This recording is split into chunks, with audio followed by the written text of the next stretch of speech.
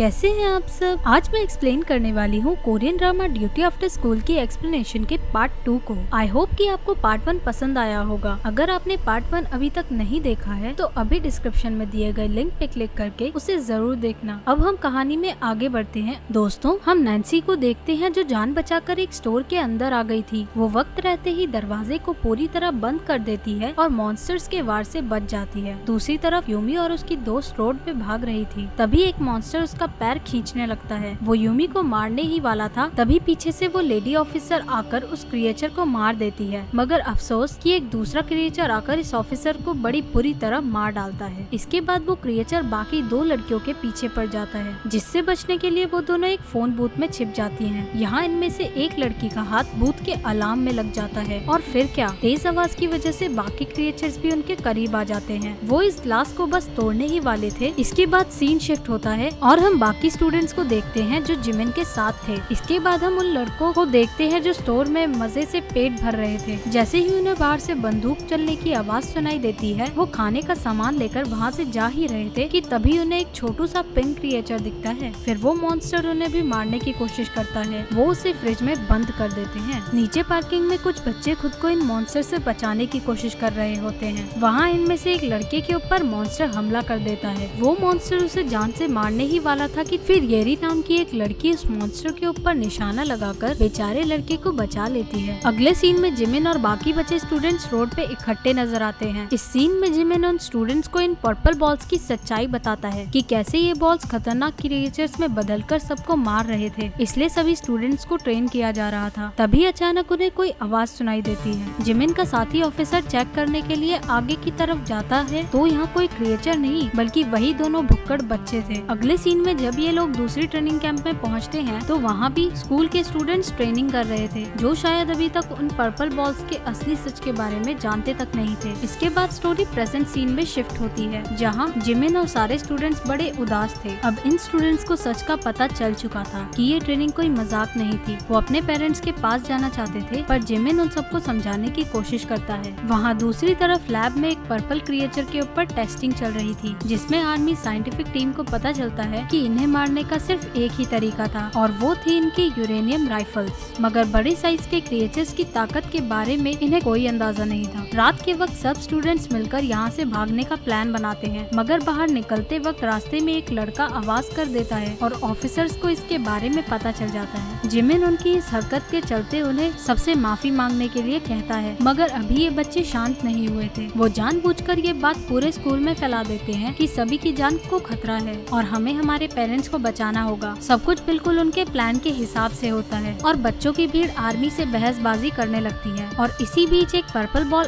आसमान से सीधा उसी प्लेग्राउंड में आकर गिरती है। उस बॉल में से बहुत सारे पर्पल क्रिएचर्स बाहर निकलते हैं और देखते ही देखते ये क्रिएचर सोल्जर्स और बच्चों को मार डालते हैं। जिमिन बच्चों को बिल्डिंग के अंदर जाने के लिए कहता है और अपनी राइफल से क्रिएचर को मारने की कोशिश करता है। इसके बाद स्टूडेंट्स डरी हुई हालत में बिल्डिंग के अंदर पहुंचते हैं, मगर क्रिएचर्स ने पूरी बिल्डिंग में तोड़फोड़ मचा रखी थी। इसलिए जिमिन आर्मी ट्रक में बैठकर बच्चों को सुरक्षित जगह ले जाने की तैयारी करता है। दोस्तों, इनमें से एक लड़की ट्रक पे चढ़ते वक्त नीचे गिर जाती है और उसके वापस चढ़ने से पहले ही एक क्रिएचर उसे खींच के मार डालता है। सारे बच्चे उसे इस तरह मरते देख शॉक हो जाते हैं। जिमिन उस ट्रक को चलाने ही वाला था कि तभी उसका एक साथी हीरो बनने वाले काम करता है। मेरा मतलब वो जिमिन को कहता है कि तुम बच्चों को यहाँ से दूर ले जाओ, मैं इन्हें रोकने की कोशिश करता हूँ। इसके बाद ये सारे शहर से जाने लगते हैं और रास्ते में हर जगह तबाही का मंजर था। सब जगह तोड़ फोड़ हुई पड़ी थी और आग लगी हुई थी। फाइनली ये सब एक नए आर्मी कैंप में पहुँच गए थे, मगर इस कैंप में बाकी स्टूडेंट्स नहीं थे क्योंकि बाकी स्टूडेंट्स अभी रास्ते में थे। वो दूसरे ट्रक में बैठे थे जिसके ड्राइवर को क्रीचर ने मार डाला था और उनका ट्रक बीच सड़क में पलट गया था। इसमें से एक लड़की के पैर में चोट लग गई थी। वो बच्चे मैप में चेक करके ये ढूंढने की कोशिश करते हैं कि अभी उन्हें और कितनी दूर जाना था, लेकिन ये लोग इतनी दूर तक पैदल नहीं जा सकते थे और इनकी एक दोस्त तो ठीक से चल तक नहीं पा रही थी। इसलिए उन्होंने कुछ देर वहाँ रुकने के डिसाइड किया। उन्हें उम्मीद थी कि कोई न कोई उन्हें ढूंढते हुए वहाँ आएगा। दूसरी तरफ उनके दोस्त जो कि आर्मी कैंप में थे, वो जिमिन से जाकर इस बारे में बात करते हैं। फंसे हुए स्टूडेंट्स पास के घर की तरफ चले जाते हैं और ट्रक के ऊपर एरो कर देते हैं ताकि कोई ना कोई उन्हें ढूंढते हुए वहाँ पहुँच जाए। इसके बाद हम जिमिन को देखते हैं जो इस बारे में अपने सीनियर से बात करता है, मगर वो सीनियर वहाँ उसे भेजकर बाकियों को खतरे में डालने से साफ। इसके बाद जिमिन को बहुत गुस्सा आ रहा था। वो उन बच्चों को हर हालत में बचाना चाहता था। वो अपने लीडर से भी इस बारे में बात करता है और लीडर उसकी बात से सहमत था, इसलिए वो अपने एक दोस्त के पास जाकर चुपके से उसकी जेब से उस ट्रक की चाबी निकालकर जिमिन को दे देता है, मगर वो उसे अपना ध्यान रखने के लिए कहता है क्योंकि वो क्रिएचर्स बड़े खतरनाक थे। यहाँ ये स्टूडेंट्स भी उनके बातें सुन रहे थे और वो भी जाकर अपने दोस्तों को बचाना चाहते थे। इसके बाद सीन शिफ्ट होता है और हम दूसरे बच्चों को देखते हैं जो घर में छुपे हुए थे। वो उनकी घायल दोस्त की मदद करने के लिए दवाई ढूंढ रहे थे और तभी इनमें से एक लड़की की नजर एक नूडल के पैकेट पे पड़ती है, मगर उसे बहुत भूख लग रही थी और वो उसे दूसरों के साथ नहीं बांटना चाहती थी, इसलिए थोड़ी देर बाद वो चुपके से बाहर जाकर नूडल्स को खाने लगती है। मगर दोस्तों, यहाँ ये अकेली नहीं थी बल्कि इसके पास एक क्रिएचर भी था। वो लड़की जोर से चिल्लाकर वापस कमरे की तरफ भागती है। इसके बाद सभी मिलकर दरवाजे को बंद करके और जोर से धकेलने की कोशिश करते हैं। थोड़ी देर तक बाहर से हलचल महसूस नहीं हुई। दूसरी तरफ जिमिन ट्रक लेकर उन बच्चों को ढूंढने के लिए वापस उसी रास्ते पे जा रहा था। तभी उसे एक आवाज सुनाई देती है और जब वो चेक करता है तो वो ये देखकर शॉक हो जाता है कि वहाँ बाकी सभी स्टूडेंट्स भी उसके ट्रक में बैठे हुए थे। जिमिन उन्हें वापस कैंप में जाने के लिए कहता है, मगर वो बच्चे उसे कहते हैं कि हम भी अपने दोस्तों को बचाना चाहते हैं और उनके बिना हम वापस नहीं जाएंगे, प्लीज आप हमें भी साथ चलने दो। फिर जिमिन उनकी बात मान जाता है। दोस्तों, आगे इस सीरीज में क्या होगा? क्या वो क्रिएचर्स इन सबको मार डालेंगे और उन बच्चों का क्या जिन पे क्रिएचर्स ने हमला कर दिया था, क्या जिमिन उन्हें बचा पाएगा या नहीं? उम्मीद है आपको अभी तक की कहानी पसंद आई होगी और आप भी मुझे अपनी फेवरेट सीरीज का नाम कमेंट करके जरूर बताना। फिर मिलेंगे इस एक्सप्लेनेशन सीरीज के अगले पार्ट में। तब तक के लिए बाय बाय।